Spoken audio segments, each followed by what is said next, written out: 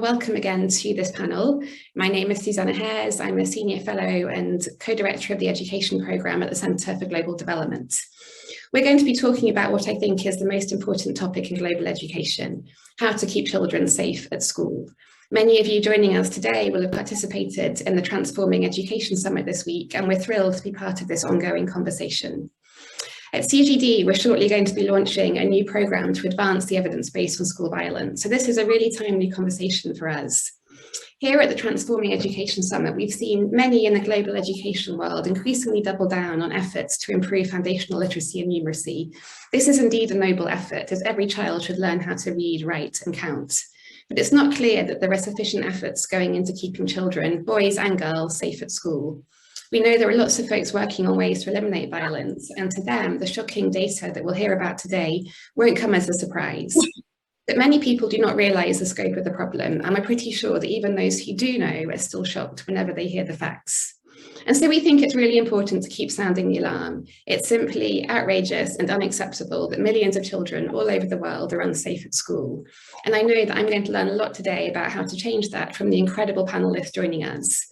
Those panellists are Sohini Bhattacharya. She's the Chief Exec of Breakthrough, an organisation based in India that works to make violence against women and girls unacceptable. Nicole, Haberland, Senior Associate at the Population Council and lead of the Pop Council's work on education. Frances Kamara, she's the Director of School Quality Assurance, Monitoring and Resources at the Ministry of Basic and Senior Secondary Education in Sierra Leone. And Dipak, co-founder and co-director of Raising Voices, an organisation based in Uganda that designs and operates evidence-based violence prevention programmes in schools and communities. We're going to start off with Nicole Haberland, who's going to give us some background evidence and data on violence in schools to kick us off. Over to you, Nicole. I think we're going to do a quick... Well, hello, everybody.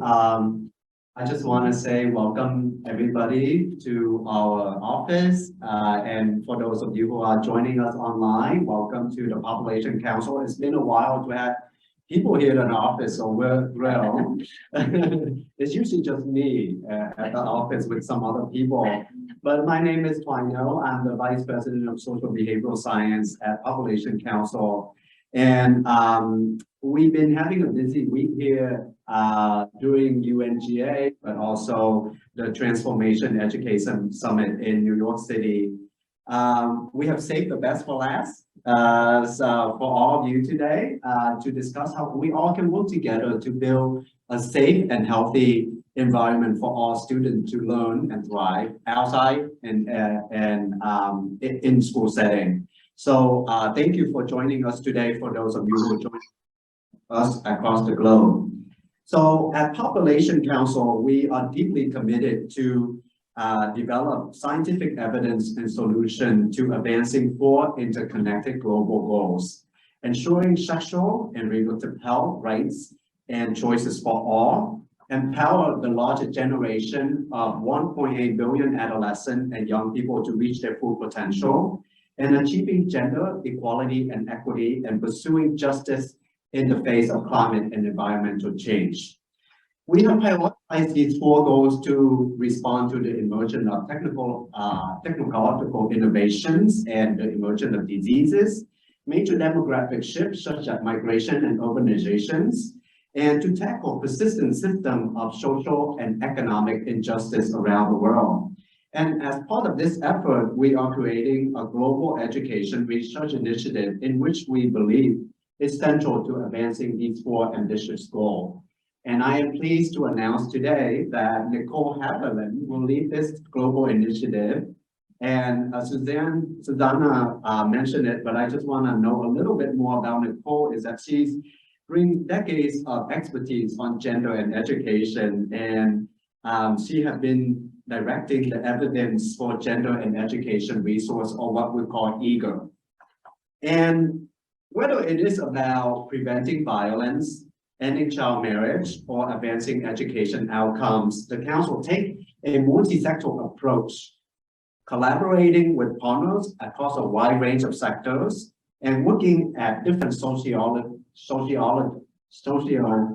levels to affect change as individuals and community levels in order to shape on how we catalyze system transformation.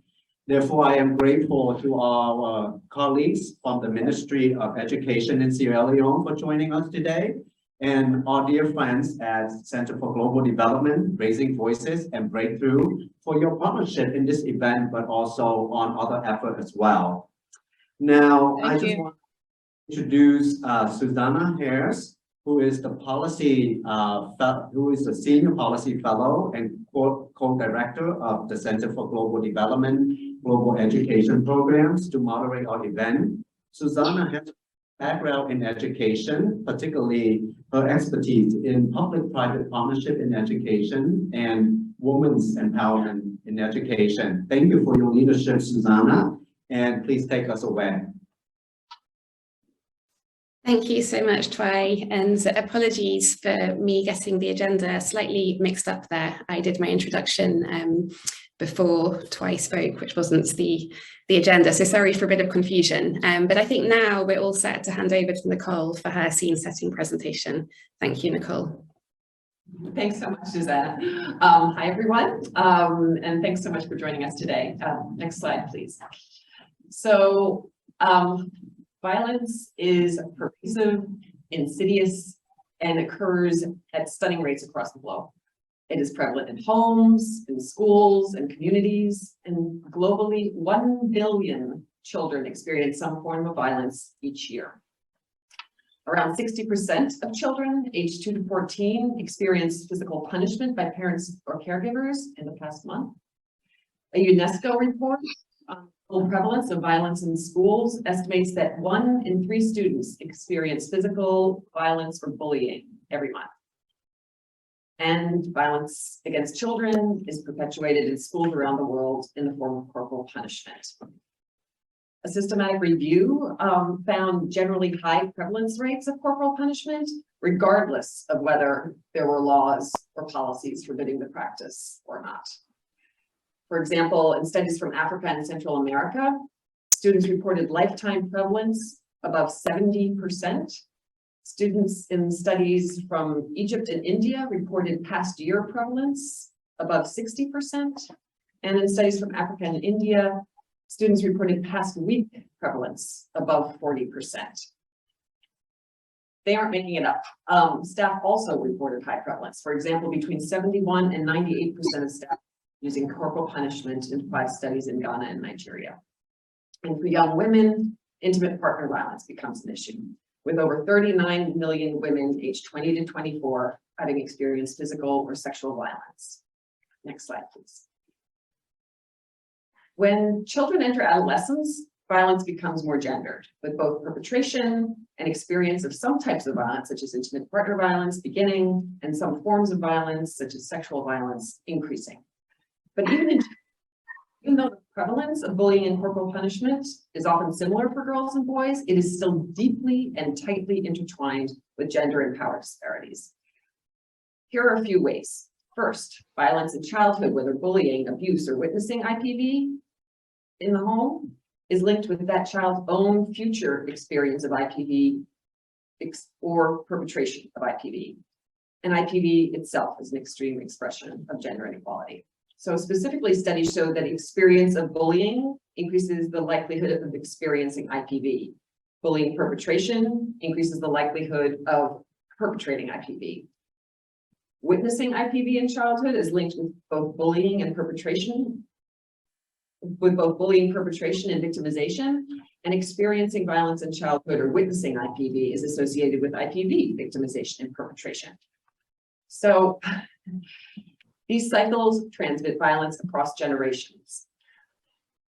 Now, a limitation of these studies is that most demonstrate significant associations, but we can't conclude causality, and only a few of them are from low and middle income countries. Nonetheless, violence is both a product of and perpetuates gender-based violence. Next slide, please. Another gender angle is the role of social norms. Patriarchal systems are perpetuated by inequitable gender norms and reinforced by violence against women and girls.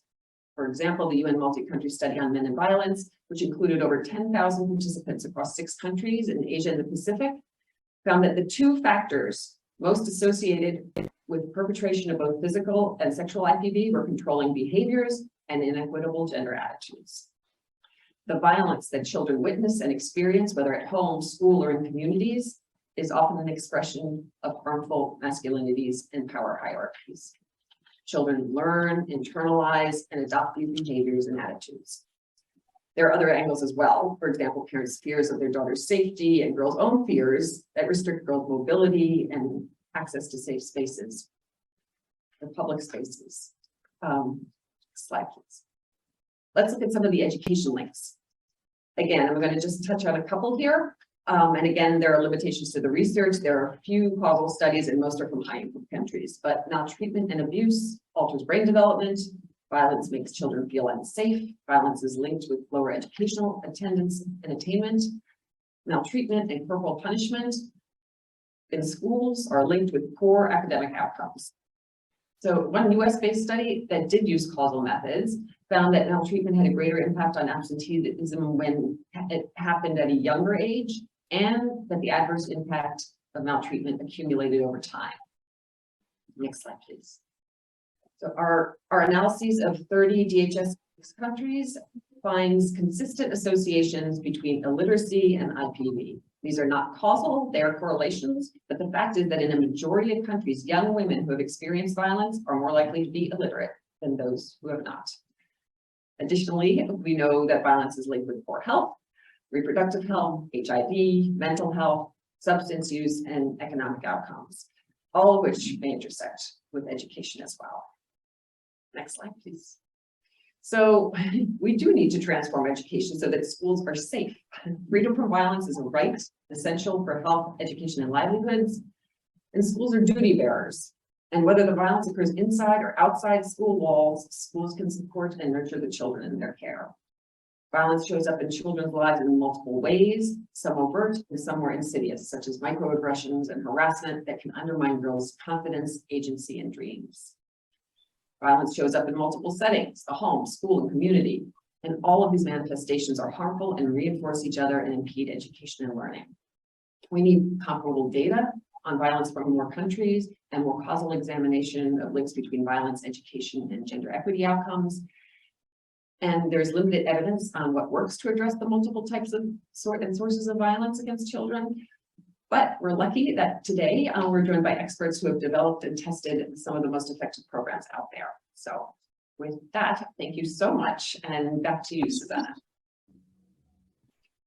Thank you so much, Nicole. That was an insightful but sobering presentation. Just a quick follow-up question for you. Can you suggest why we have such limited evidence on what works to prevent violence and why the data is so patchy and limited? What's preventing that becoming more readily available?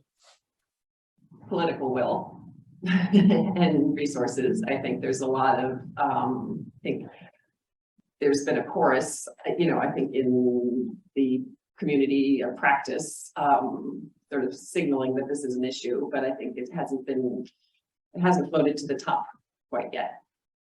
And maybe, hopefully, with tests, that'll change a little bit, but, what do you think? Well, I hope we'll find some answers during the course of the conversation. Let me turn to Dipak now. So we're here mostly talking about education. It's Education Week at UNGA. And one common rebuttal that I hear when I talk about violence in schools is that this is not an education issue. It's a community issue. So tell us from your perspective, why should the education sector care more about violence? And are schools really the right place to tackle violence rather than the community? Thank you, Susannah. Perhaps I might even begin by asking the question, why has it taken us so long to ask this question? Right?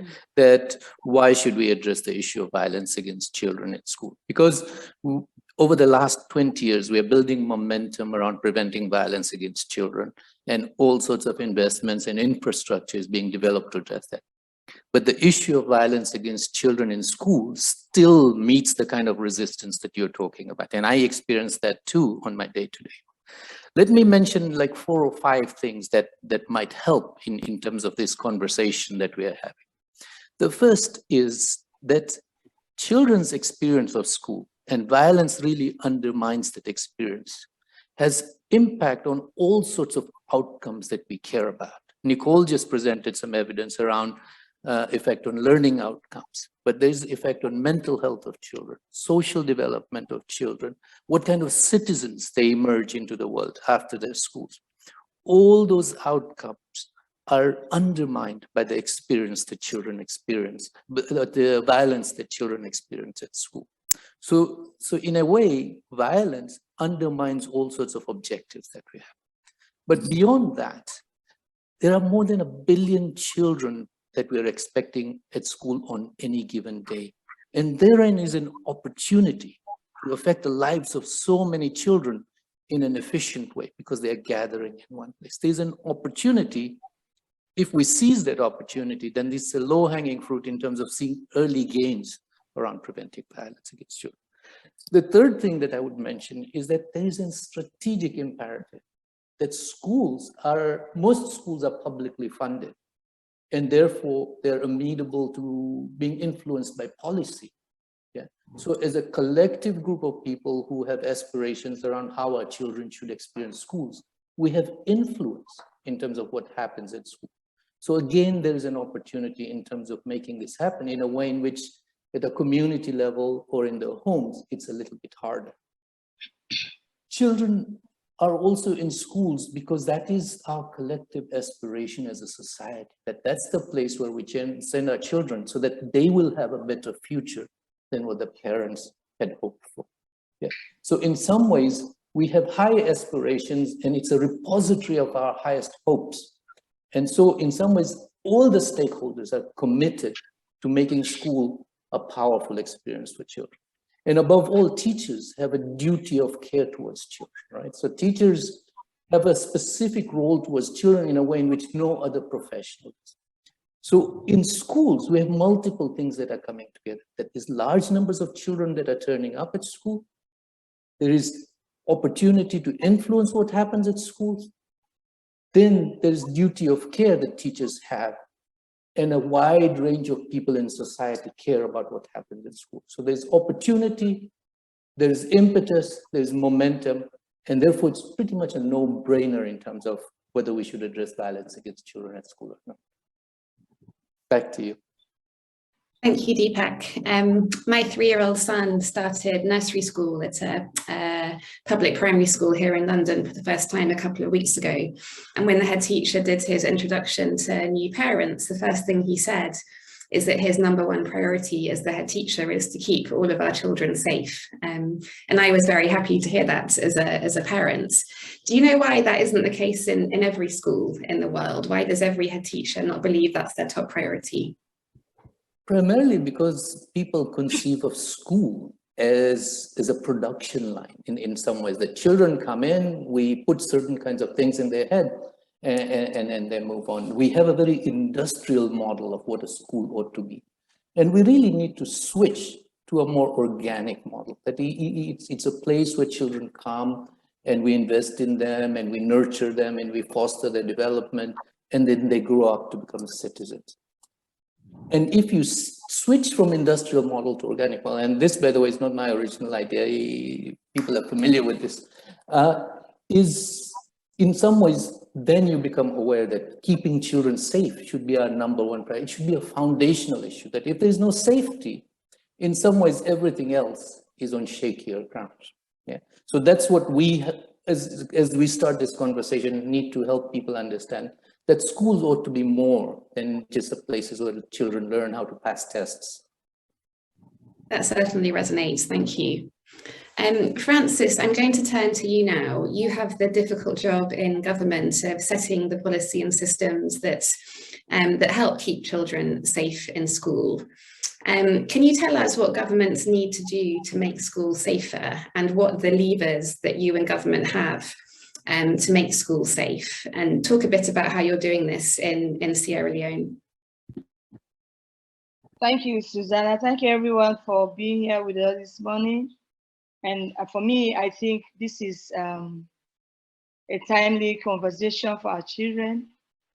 I just want to draw your attention to some of the sessions my minister, David Moinina-Sange, attended. Can you get me? Yes, okay. So he continuously spoke about the needs why children should be educated. And I think he also spoke about the 22% of government's revenue budget given to education, which includes the basic and senior secondary education level. That is where I work with my minister, and then the higher technical level. So that tells us that the education of children is very key. But then some of the factors that inhibit children not to have maybe 100% impact in what they go to school to learn is because of some of the abuses they receive in school. So for Sierra Leone, we know we are part of the UN Convention on the Rights of Children, and that was in 1990, and the convention obliges Sierra Leone government to take all of the legislative, administrative, social, and educational measures to protect children. They need to be protected. And in addition to that, in 2007 also, we had the Child Rights Act that talks about the parents' responsibility. We know the children spend like 8 hours in school and the rest of the day is being spent at home. So we also expect the parents to be responsible to protect their children from every neglect, discrimination, and what have you. And the other one is because of these two interventions, which Sierra Leone has been part of, as a government, we have the code of conduct for teachers and other education personnel. We know the children are handled or being handled by the teachers in school for 8 hours every day. So this code, which was established in 2009, is asking teachers to establish to maintain zero tolerance for all forms of sexual, gender-based violence, exploitation and abuse, physical and humiliating forms of punishment, psychological abuse, and child labor. The list goes on. We expect the teachers to be those that will protect the children while they're in school, to protect their safety, and then to have 100% learning outcomes. Considering the above, we have also, as a ministry, had developed partners that ensure that school environments are safe for our pupils.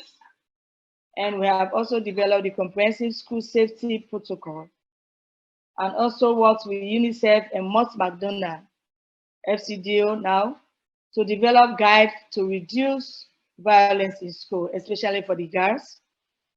And then the guide provides guidance on how to prevent, report, and respond to school-related violence. This one has been fully supported by our development partners, and the ministry is so appreciative of that. The ministry also has embarked on and continues to train school leaders and community leaders on the provision of guidelines, because we want to have the expected learning outcomes that we need to have with our children. That is why we collaborate with communities, because eventually whatever goes to the community is going to be owned by the community when the government or partners move out, especially to report on any hint of violence, especially for those special needs and girls, because we see a lot of cases coming up, on the part of girls, either by teachers or by the pupils themselves. So we need to have structures put in place so that the children will be protected when they go to school. There will be no fear. There will be no fear, and they will be able to learn as they continue with their schooling. In addition, also, we are also reaching out to children who appear fascinated with violence and encourage them to talk to the mentors who have been trained over the years on how to handle cases on violence in schools. We have structures like the police, a special structure put in place where cases are referred to. And then also, we have also the legal aspects where those perpetrators are being handled, because we don't want to see any incident, any time when a child will not be able to go to school, especially the girl child. What also has been put in place is to make sure that when a school is called a school, it should be protected by fencing, and then wash facilities are also provided, especially for the girls, that will not compel them to leave school or maybe not to go to school because there's no water or there's no latrine or toilet. So these are some of the things the government continues to do so that schools will be protected. Encouraging the heads of schools also annually sign a form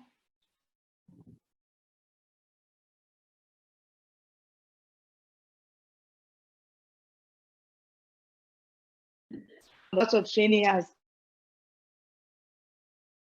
the TSC, the Teaching Service Commission. This is all because we want our children to be protected in school, and then against the 100% learning outcomes we need from them. Because remember, this is a version of group of people who want to leave behind as we exit. So if they are not protected and educated, especially for the girls, I keep talking about the girls because I know it cuts across every nation that girls should be given the utmost attention because they need to be protected. Remember, when a girl is educated, you are educating a whole nation. So we continue to put pressure and put emphasis on the education of the girls. We also encourage suggestion boxes in every school, where because of fear, the children are because of fear they can't go to explain everything that happens to them. So if they can write any suggestion and put them in those boxes, and those responsible for those suggestion areas can read them and then take actions and then escalate it to government. That is what we do as a nation, so that they'll be given also the platform where they can speak, even though they don't have a panel like this.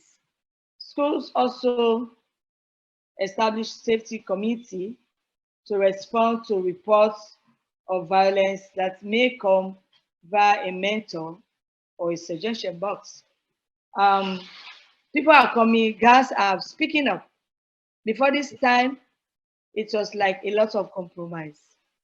When violence and abuse takes place in the home, it's either the parents who say, oh, this one is from an uncle, it will be shameful to report to the police or the FSU, family support unit.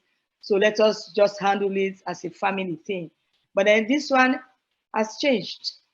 We continue to put pressure that they should speak up, whether the violence takes place in school or whether it is in the community.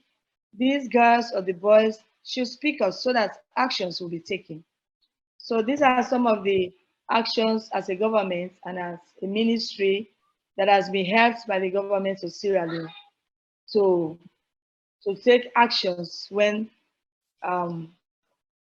violences take place in schools, discrimination by teachers, and whether it's from the pupils themselves against another pupil, bullying is all over the place.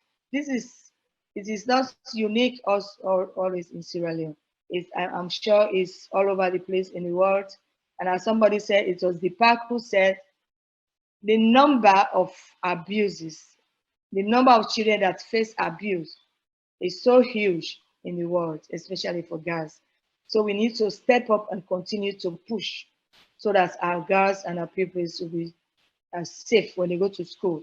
A school should be seen as a second home where the pupils will see the teachers as a second parent. So they'll be free to learn and they'll be free to interact with other children. Thank you, Susan. Thank you so much, Francis. That was a really inspiring contribution. I've heard Minister Senge talk very eloquently and passionately about this topic, and it's clear that that desire to eliminate violence in schools runs all the way through the ministry in Sierra Leone. So thank you very much. Sohini, let me turn to you now and let you share some of your experiences from working at the front line. Say a bit about who else needs to be part of the movement to make schools safe, and what should those of us who are doing research and policy work in Washington and London learn from those who are actually operating at the front line in schools and communities? Thank you, Susannah. I'll just backtrack a little bit to say that, you know, if schools were really gender transformative spaces, then that 1 billion of children who are currently in school, if they learn about gender equitable behaviors, then we are going to see a generational shift in how gender norms will transform in our society and ensure that children grow up and as adults live a violence-free life. So schools are very important socialization agents, and therefore it's one of the most important places for preventing and overcoming violence in your life. And once it makes way for interactions in which the entire school system can act directly in appreciation and promotion of a gender bias-free, violence-free environment. And congratulations to Frances and her team for actually ensuring, you know, that. To your question, who all needs to be involved? My answer is the world and its grandmother can actually be involved in this. We need everyone. But just to kind of lay it out, so for everyone who's listening in and who's in the room, it's an ambitious goal to make the education system gender transformative, because that's not what you are looking at. You are looking at learning outcomes for children.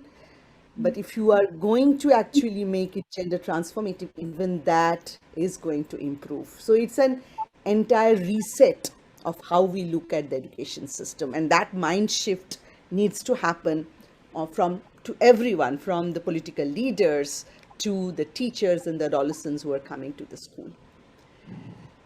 One of the most important partners in this whole thing is the school system. And when I talk about the school system,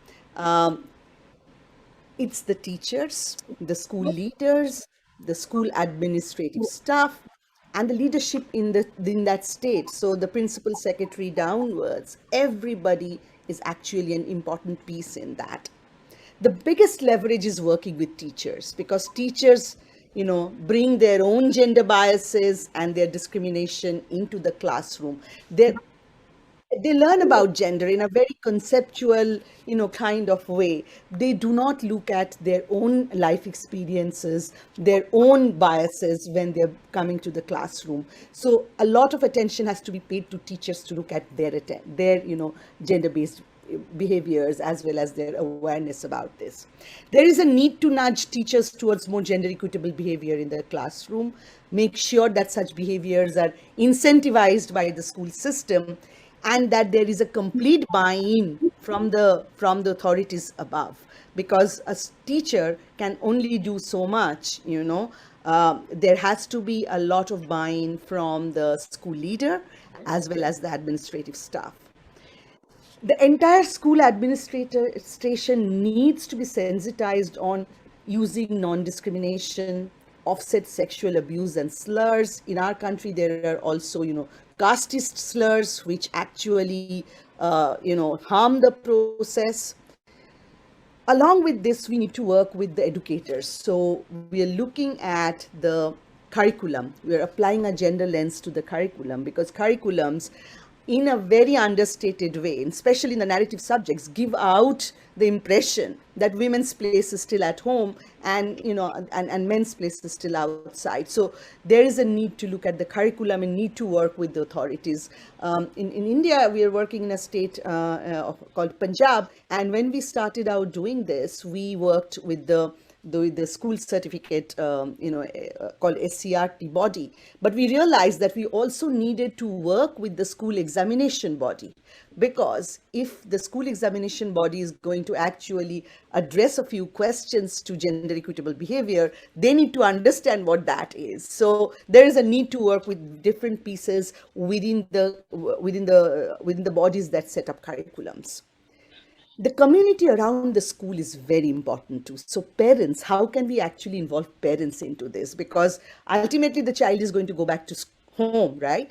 And so to encourage, not just to encourage greater intergenerational dialogue around gender equity among, parents and children, which our curriculum does, but also to build parental engagement in school. PTMs should not just be about learning outcomes or school infrastructure, which generally they are. Can we actually bring in conversations around the burden of unpaid care work on girls at home, or parents trying to get them married off before the legal age, or not talking about girls' careers and aspirations, because that then translates into nobody paying any attention to them. Eventually, building overall gender equity and responsiveness will ensure that all adolescents actually reach their full potential, and they also contribute towards a more equitable and just community. And then, what we envisage doing this in India is actually taking an opportunity of having a favorable education policy.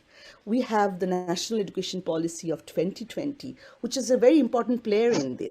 It mentions gender inclusion and diversity, not in very great detail, but it does mention it. So we've taken that opportunity to create actually a toolkit that can speak to state governments on how to do it. It adds legitimacy to the framework that we are trying to develop. And that is very important, Otherwise, we are just a CSO, right? I mean, what right do we have? So the state leadership becomes very important as the national curriculum policy is, kind of gets translated into state curriculum frameworks. This is our opportunity to actually surge ahead. So ultimately, what we are looking at is really building a movement where we are inviting the government, every department of the education department, parents, educators, teachers, academicians, researchers, because as everybody said, research is very important, donors, philanthropists, everybody to actually build a gender transformative education system that changes, how gender norms are looked at in India, 10 years, 20 years, 30 years from now. Thank you so much, Sohini. They're really rich contributions, and I hope that many people in the room today, virtual or in person, want to be part of that movement. Before I continue the conversation with panelists, just a quick reminder for our online participants to share your questions in the chat, which you'll find on your screen, and we're going to make time shortly to answer your questions and those of the people attending this meeting in person. Dipak, I'm going to turn back to you and pick up on the theme that Sohini finished with, which is research. Raising Voices has a long-standing and very high caliber research partnership with the London School of Hygiene and Tropical Medicine. It's generated some of the most rigorous evidence we have on preventing violence in schools, and it's the evidence that I refer to most when I'm talking about violence in schools. Can you share a bit about what it's like for an operating organisation like Raising Voices to submit itself to rigorous evaluation like this? It can't always be easy, and what advice you might have for others who are thinking about partnerships with researchers like this? Thank you for that question. I think it's a really important question, especially for those of us who are running organizations in the global south. Yeah, that we're doing a lot of work on the front lines, but we don't want to just keep throwing out ideas and hope that one of them will land. Yeah, we want to create tight feedback loops that will learn quickly from what we're doing and feed that back quickly into programs that we're doing. So therefore, it's really important to identify a like-minded partner who can help you learn from what you're doing. And that is what we found in London School. Yeah, and particularly the group of people that we are working with, that we had key questions that we wanted some sort of insights on in terms of whether this way of addressing the issue of violence against children is effective or not. So I think that, for an organization on the ground, it's really important to have your questions clearly in front of you so that the agenda is determined by the organization rather than what might be interesting research to do. And then in some ways find a partner who is willing to work with you. And then with London School, we've come to an understanding that research is just one part of our collaboration. We first formulate the question and make sure that they are the smartest question we formulate in that particular environment. And then we bring in people who are really skilled and know how to do research professionally. And then there's an additional part to it is that how do we then feed that back to the group of people that we are researching with? So going back to schools, going back to communities, going back to the entire system that Sohini is talking about and saying, hey, here's what we are learning. How can we now collectively apply? So research has to then become practical and politicized in that way, that it has to be in the service of practical application rather than just academic interest. And that's what we've tried to do for this crisis. Back to you.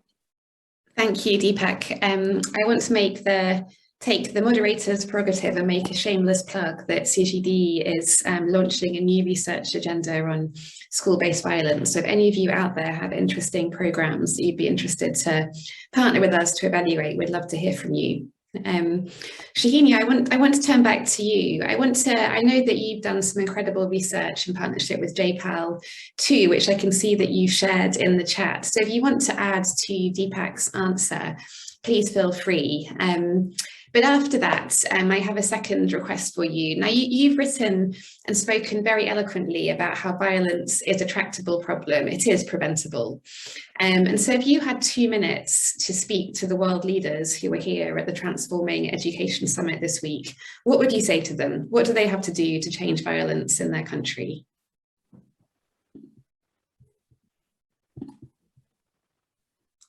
You're on mute still, Sohini.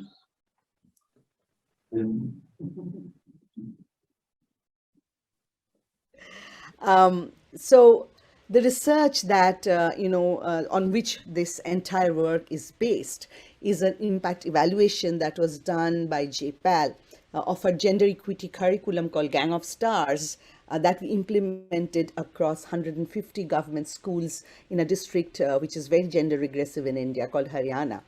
The research actually studied about 18,000 adolescents over an implementation of 2.5 years to see whether attitudes and behaviors around gender actually improved. And after 2.5 years of implementation, we found that they both changed significantly, and not just for girls, but also for boys, which was very, very important because we do reach out to everyone and not just girls.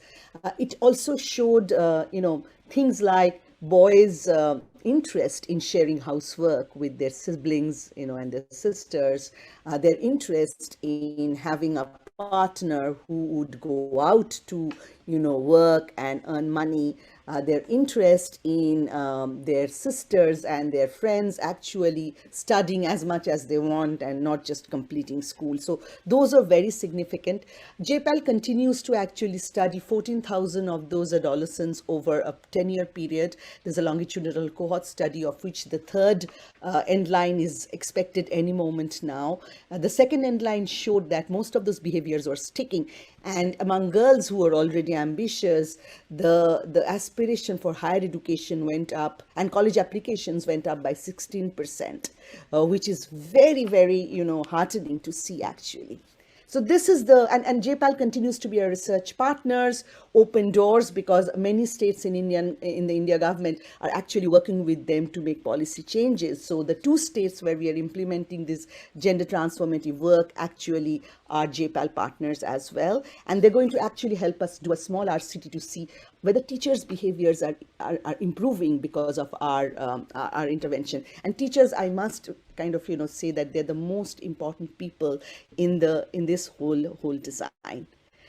To address your second question, gender, discrimination and gender-based violence is a pandemic. Before COVID-19 came, it was a pandemic. Now that COVID-19 is slowly getting over or not, it's still a pandemic. And we have to recognize it at that. And education is a strong vehicle for actually unpacking that violence, because a child spends 8 hours in a school. And as I said, there are great places for building socialization.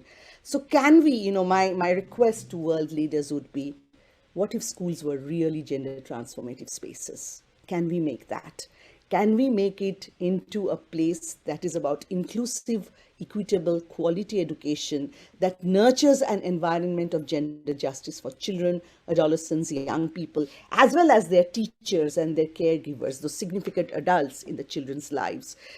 And gender transformative education would remove barriers to education and boost progress towards very important social shifts, such as reduction of gender-based violence and early marriage, participation of women in labor market, the promotion of gender equality, and women's and girls' leadership in a decision-making roles. It's a no-brainer. It's in a sense a fundamental reset of the existing education system, but it's doable, and let's all do it. Amen. Let's all do it. Dipak, the same question to you. If you had your 2 minutes in front of world leaders, what would you say to them? Thank you, Susannah. I would say 2 things. First is that if you are an education policymaker and you are thinking about where is the best investment I should make, I would say to you that think about, so far people are thinking about the hardware of school, the buildings, the teachers' salaries and things like that. And all those things are really important. But the software of school is also really important. The operational culture of schools, the values, the sum total of how people experience school, that is really important. And so it's really important to invest in whole school approaches that address how people feel, experience school, and how particularly children experience school. And then the second thing I would say to policymakers is that there's a lot of experience that is being gathered on the front line. People who are developing interventions, people on day-to-day basis who are doing things in schools and learning about it. But we are losing that due to evaporation because the resources are not being directed at them.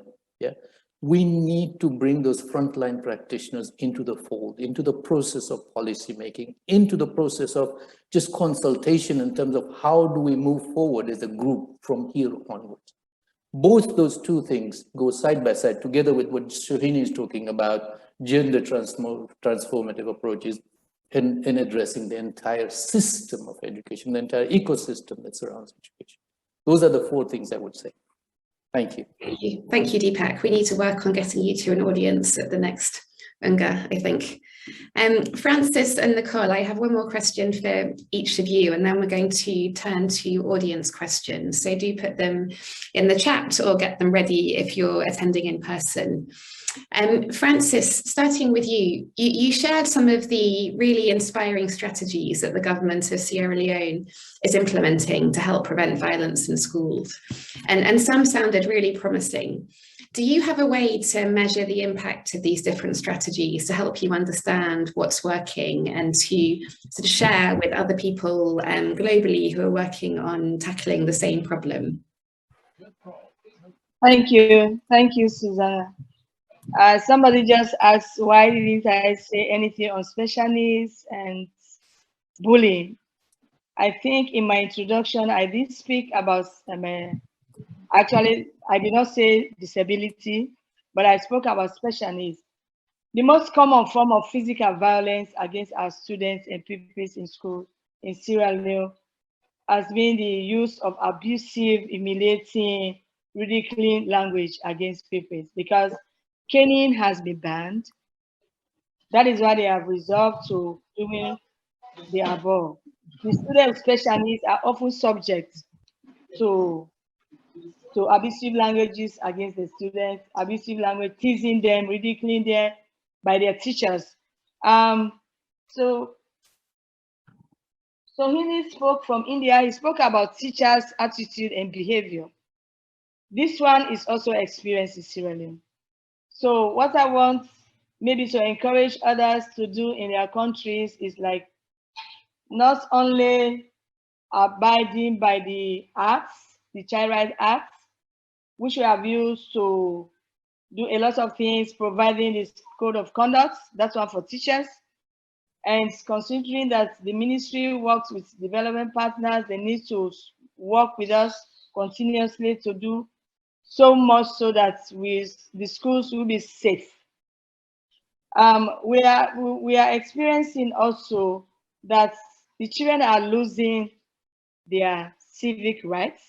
So government, the ministry has brought in the civic education into our curriculum.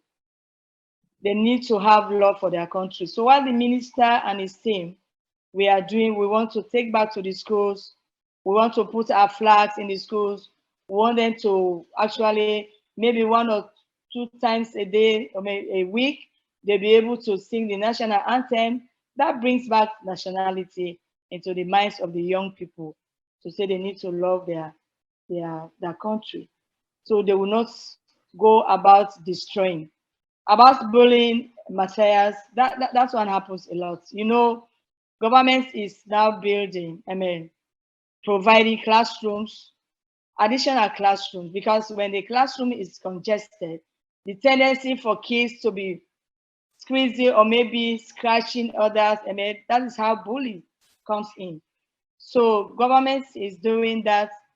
By the end of this year, we'll be having 106 additional classroom builds so that the space will be enough for kids to sit and learn their whatever they are going to be taught in school. The other one I want to, violence is all over the place. We know that in Sierra Leone. We've experienced that, but that one is not so much amongst the case. It is always experienced when we have games like footballs. If a team loses, the other one, you see violence all over the place. But that one is always controlled by the ministry and the community where the schools are located. But let's come to the attitude and behavior of the teachers. Labeling a child as somebody that is stupid, that's why reduces the child's self-esteem. And that is why we want to revitalize our guidance and counseling and structural units in all of the schools, because the children need to have people to talk to when they are confronted with problems. And then the guidance counselors should be the personnel that will give these children confidence that whatever you tell me is going to be secrets until you ask me to share with somebody else. So the ministry also is up and about to revitalize the guidance and counseling units. I want to extend this to the rural areas and to the provinces here, because we have our schools all over the place. And the last thing I want to talk about is about the parents leaving their children, not giving them enough time, quality time, asking them what they learned in school every day. So that is why we continuously want to engage the parents also. And somebody spoke about engagement of community. Yes, because a good number of the schools are in the community, especially in the rural areas. They need not to be left behind because they have to be part of this. Involving somebody from the beginning actually tells a lot, because it makes the person feel belonging, and then giving the person responsibility to be part of what the ministry is doing is key also. I think I will stop there. Thank you so much, Francis. Nicole, a final question for you before we move over to audience questions. The Population Council does incredible research on education, especially girls' education. And we talked a lot about gender-based violence today. But boys are also exposed to unacceptably high levels of violence in schools, sometimes in different places, by different people and different types of violence. So how do we make sure that in these conversations, we're also able to consider how to prevent violence against boys and indeed all children?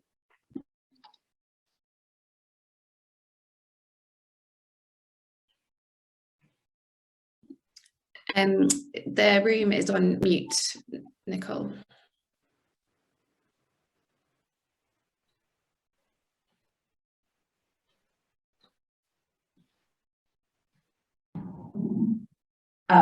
Yeah, I think we can't ignore what's going on with boys, and I think but I think we have an obligation to focus on the most vulnerable, and very often those are the girls. And I think there's also, the council also has a fairly large body of work with, you know, with men and boys as well, and often it's very similar roots of the problem. So, you know, they are also affected by really poor pedagogy and you know, lack of critical thinking skills, and you know, and so, but I think if we're driving resources, we need to make sure they're going to the most vulnerable, for, you know, that's the bottom line. Thank you, Nicole. I think we're going to move to questions now, and Twy is managing the questions from the room in New York. Are you going to kick us off, Twy, with audience questions? Happy to. If you have questions, we have, there's an L, but we also have Mike. We have Judith Bruce. Thank you very much, and congratulations to all. I have one question about kind of the data that might be available, and another about program content. Have you seen any patterns, or might there be patterns by children's living arrangements? In other words, cross-referencing the reports of violence of different kinds, or by school structure. There are places where primary school is 8 years, and that would be, I would imagine, more beneficial to girls because they go through puberty when the males they're with are their age or younger. Obviously, we have the minister from Sierra Leone mentioned the issue of density and the ratio of teacher to, you know, students, and perhaps the sex ratio. Just a question on that. I would imagine in many of the countries, including our own, a high proportion of children are solely dependent on their mothers and their mothers' labor. So community engagement strategies will have to have a different shape in places where the majority of girls and boys have a single parent, who's usually female, often female. And on the content side, I'm wondering if there are any clues on impacts. I know the council's practitioner body of work, but includes the work we did in South Africa, which began with violence and ended up with financial literacy and savings and an economic emphasis, creating groups. I don't know if you have information from the Girls Read program or the Go Girl program, but what programmatic evidence do we already have that might have used this variable? Is there another question in the room? Stephanie? Hi, Stephanie Word with the Bhattacharya Foundation, and also a longtime partner of the Population Council. I also had a question about research and whether there has been any correlation between class size and violence incidents. Just curious about that. My hypothesis, given my own experience here in the US, was that there might be some increase in violence based on the class size and what the teacher is trying to handle. And kind of along those same lines, I'm also curious if anyone has any insight into, just in addition to the rules and regulations specifically related to teachers, effort to equip them with skills and strategies to meaningfully engage their class, as well as address any sort of behavioral issues, because the incidences I've seen where we have some violence initiated on the side of the teacher, it's because they're, unable to kind of, I don't want to say control, but engage their class. So it seems to me that some skills and strategies may be useful. So I'm curious to hear about that. Thank you. Thank you both. So I'll just summarize the question so that the audience online can hear us. The first question about the cross-referencing of different patterns of violence and different indicators, and then how programmatic evidence have addressed that across different indicator and sector. And the second question is around the role of class size when it comes to violence, as well as the role of teacher in engaging. So I would direct this question, the first question about patterns of cross-referencing and programmatic evidence to Nicole and Dipak, and then I would ask Francis and Sohini to address the question of class size and the role of teachers. Dipak, you want to go first? Thank you. I think that one of the things that we have been focused on is the relationship between violence against women and violence against children, and then where can we leverage interventions on one to have impact on the other. So, for example, Raising Voices has developed an intervention on preventing violence against women at the community level. And then we have an intervention in schools around preventing violence against children. And so right now we are actually immersed, developing an experiment around if we did those interventions side by side, are we likely to see synergies in terms of preventing violence against both women and children? Yeah. So that's one experiment that I wanted to put on people's radar. The second comment I wanted to make is that what we are also seeing is the relationship between children's mental health and the violence that they experience. So, for example, in schools, another study that we are pursuing is about how does the experience of violence affect children's mental health, and how does children identifying having a mental health issue, how does it change their experience of violence? That's another kind of cross-referencing study that we are kind of very interested in investing and learning a little bit about. And then the third thing that we are wanting to learn more about is experience of violence in schools and disability, physical disability. So we know, for example, from our own data that girls who have some kind of mental or physical disability are much more vulnerable to sexual violence. In fact, 3 times as much more vulnerable to sexual violence as girls who don't have those disabilities. So I think that the relationships between intersectional issues that people experience is crucial, which is, I see that embedded in the question that Judith is asking. I don't know, Nicole, if you wanted to add to that. Just briefly,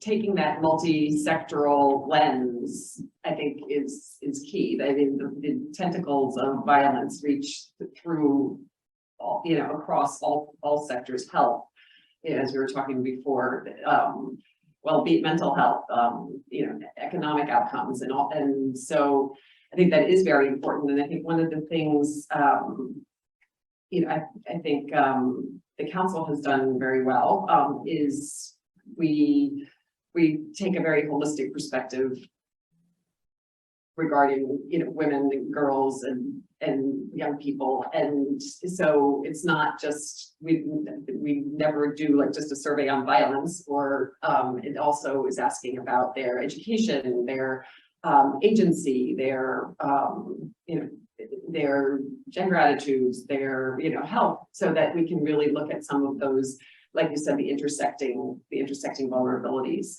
And just on a practice, Judith asked a question about what we've learned from practice, and I think one of them, and which is very much, I think, also an education thing, is the importance of pedagogy and teaching approaches and engaging young people, or anybody really, in critical thinking and learning how to think critically, whether it's about their society at large, their government, their, you know, the gender attitudes. And I think that's a skill that is so critical right now in this sort of, I don't know, crazy, devolving, dystopian world we seem to be living in.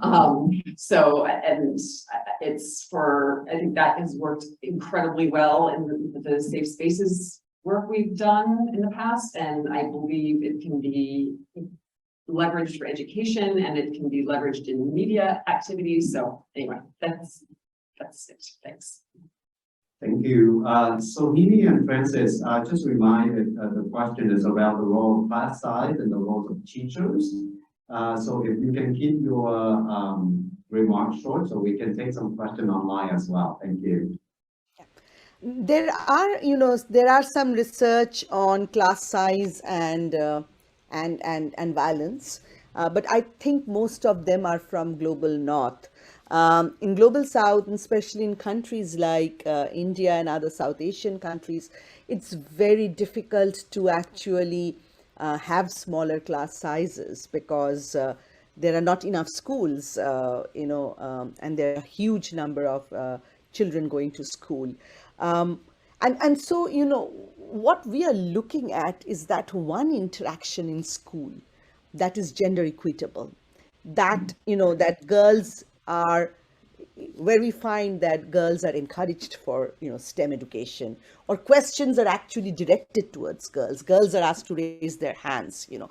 These are simple things, you know, these are not, you know, there's no rocket science in this, doesn't require a lot of, it's just a shift in the attitude of the teacher, a shift in the mindset of the teacher, that these are as important members of your classroom as the other children, and so it's just for you to actually, as a teacher, to shift that attitude and have that one interaction that the children are going to cherish.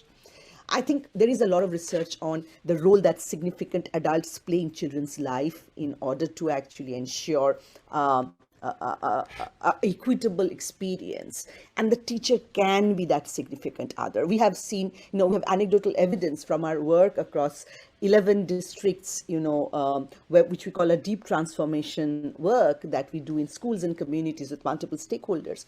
We've had many teachers, you know, stop marriages for, you know, for girls who are not of legal age. We have teachers who have paid for actually girls' education.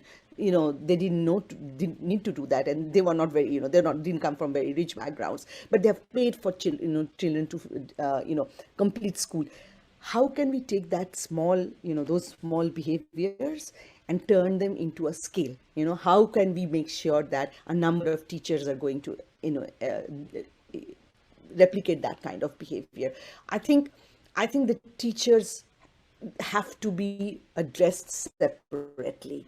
The teachers have to be addressed directly through, you know, the government's training system. There's a lot of government budget on training of teachers that lie unutilized. Can we unpack some of those budgets to be able to do this kind of experiential, you know, very participatory training with teachers? Can we create, you know, and now with technology, you know, there's a platform that's available to teachers. There are WhatsApp groups. Can we create small messages that constantly remind them about the kind of behavior that we expect teachers to do? Teachers are some of the most overworked people in South Asia. They are called for poll duties, they're called for COVID duties, they're called for any other things that happen. How can we actually make this important for them? It's a challenge, but it's something that we must try. And I hope, you know, if I'm speaking to you a year a year later, I would have enough evidence to actually show you how that's working. Thank you, Sohini. And Francis, any comment from you from the experience in Sierra Leone? Please.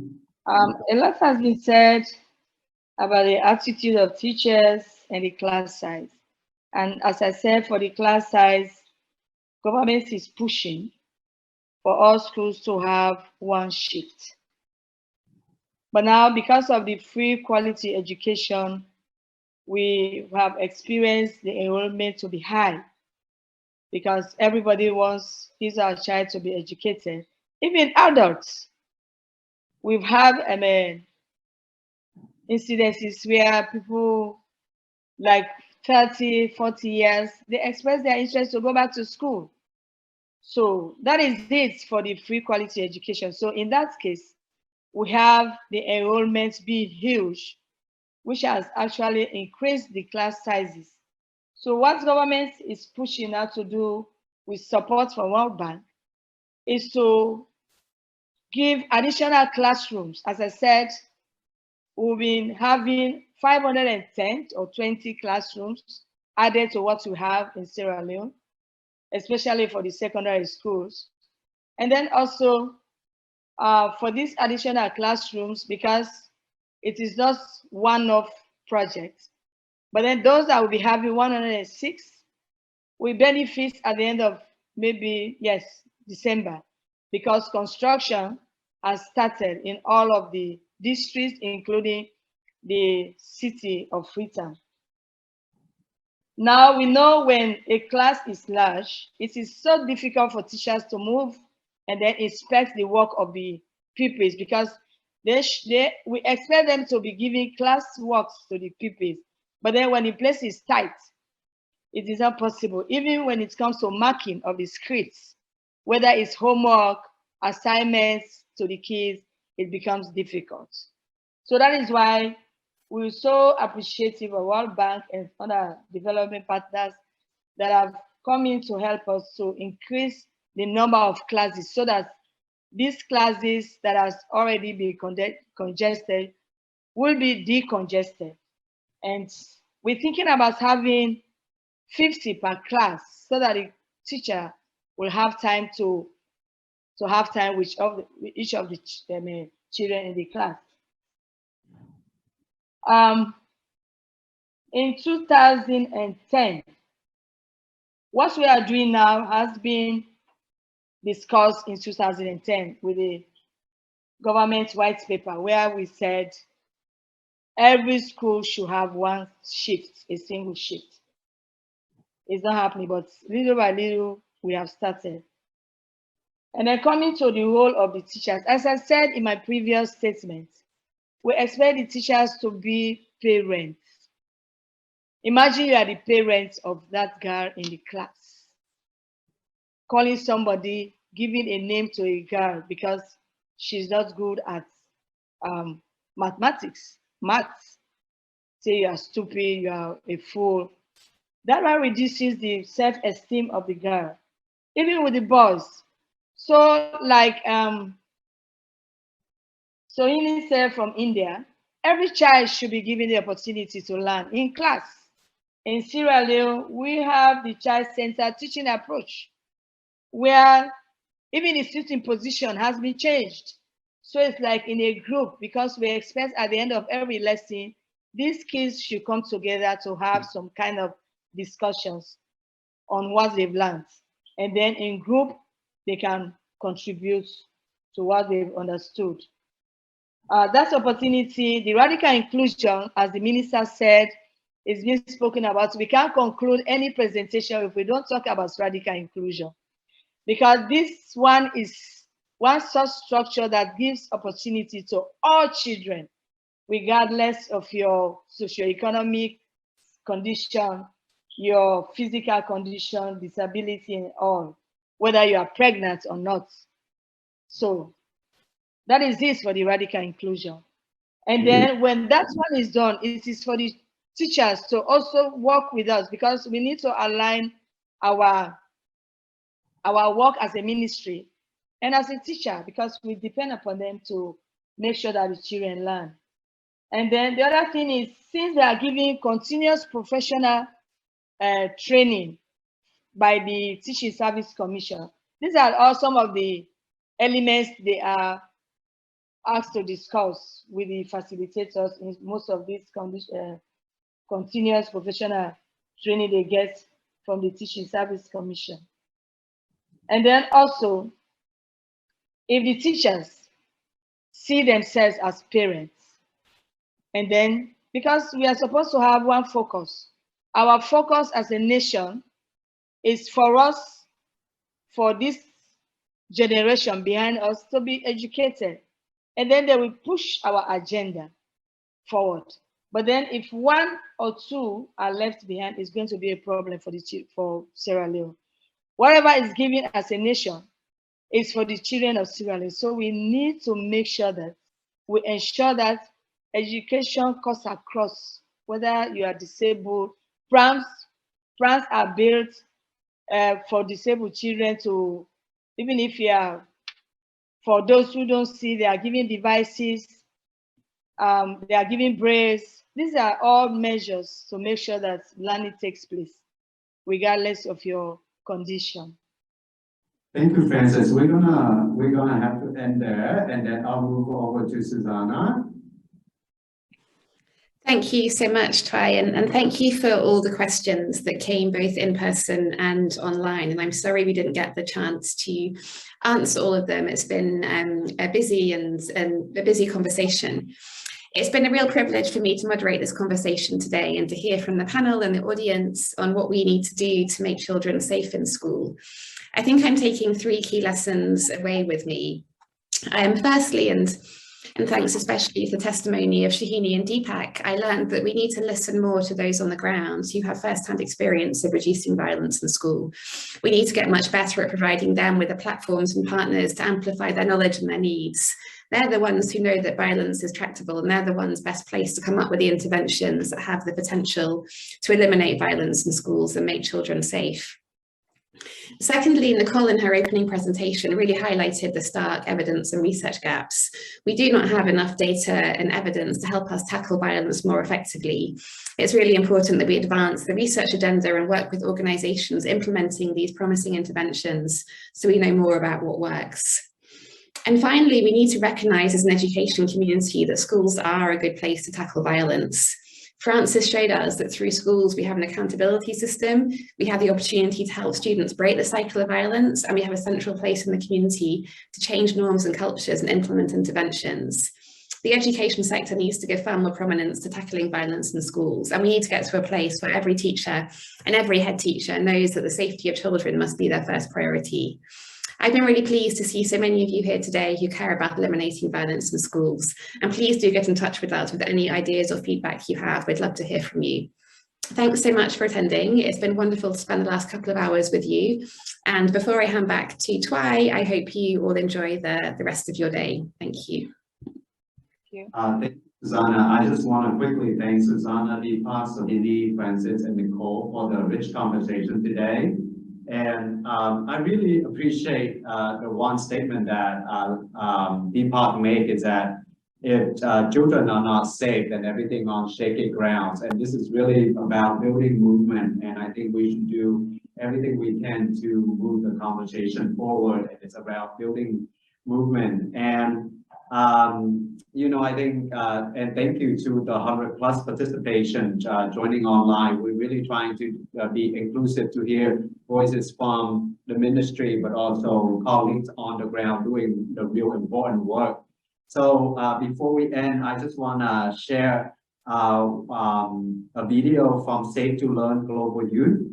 And it's going to take the conversation today to real experience of children facing violence in their own setting in Sierra Leone. So Sherry, could you please play the video? And I just want to say thank you everybody for attending and enjoy the video. And I hope you find the conversation as enriching as I did.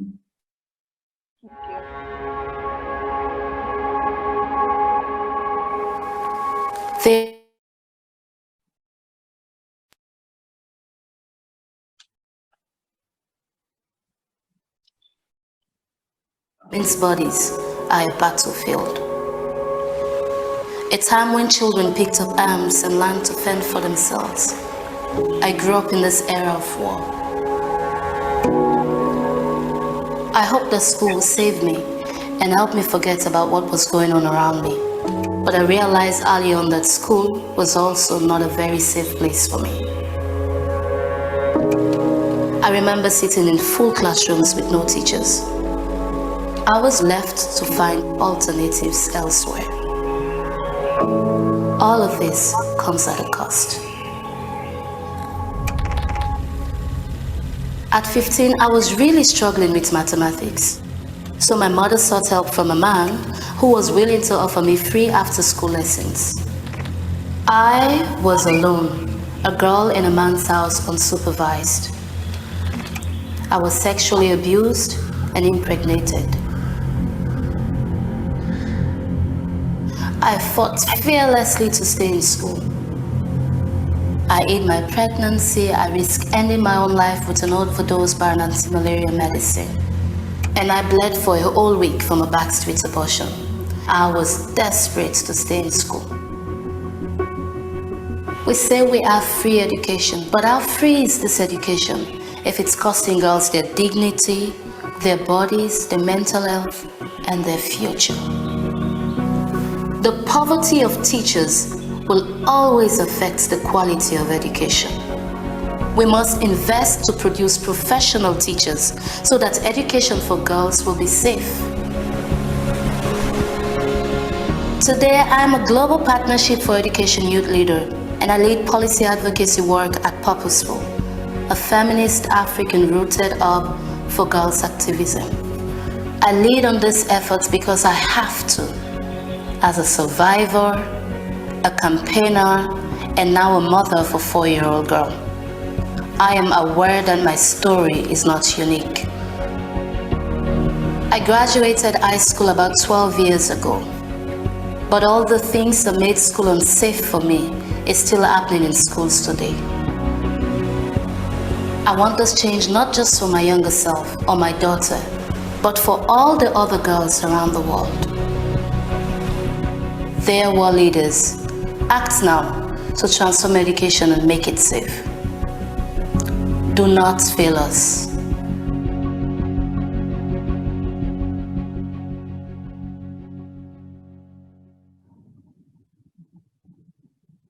All right, thank you very much, everybody. Thank you, panelists, and thank you, Susannah, for moderating us. And thank you to all those joining us from the global community. We really appreciate your time today. Have a wonderful week.